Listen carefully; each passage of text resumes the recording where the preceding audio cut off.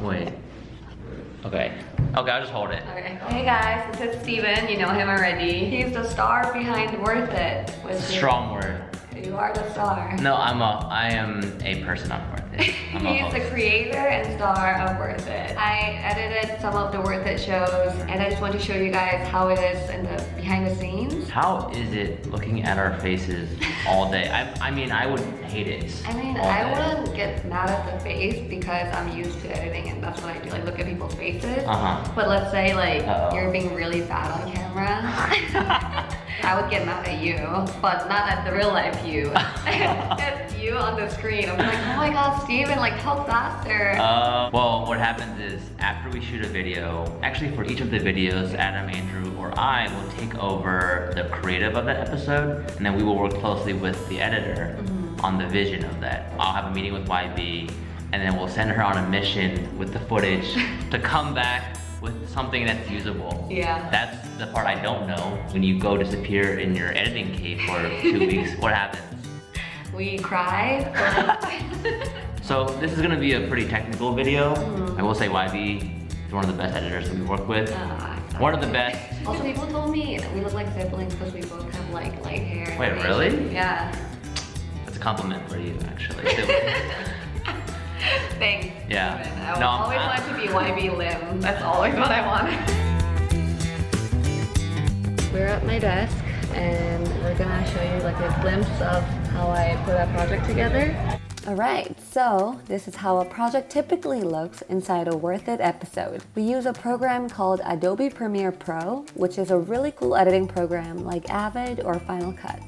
Our assistant editors, George and Lauren, organize these folders inside the project so I can find what I need easily. As you can see, the episode is divided into different sections.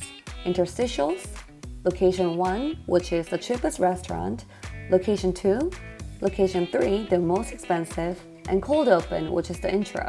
Each section then has 3 subfolders. Sync is where the synced footage and audio live.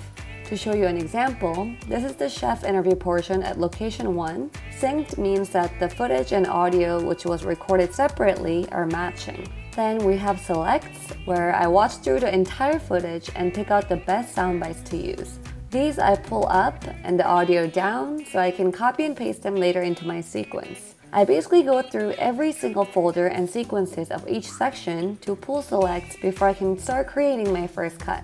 There are 3 interstitials, which are in between locations when the boys are usually in the car and talking about the previous restaurant as well as some food facts. The final interstitial, called L3 or Location 3 interstitial, is the final thoughts of the video. Each location has a B-roll, which are usually just shots of the restaurant. Then there is a food prep, which is footage of the dish being prepared step by step. Then there is a chef interview, and finally the taste test. This is the same for all 3 locations. After pulling all the selects, I assemble my first cut. This is how my first cut of curry looked like. I like to color code them by sections. Purple for intro, green for chef interviews, pink for taste test, blue for interstitials, and mango for final. The first cut will not include any graphics or B-rolls, meaning that the chef interviews will not have the shots of the food getting prepared while he's explaining it. That portion will look choppy since I'm cutting a bunch of sound bites together, but that's okay because we'll cover it up with food prep footage in cut 2. I usually have about 4 to 5 days to send out the first cut.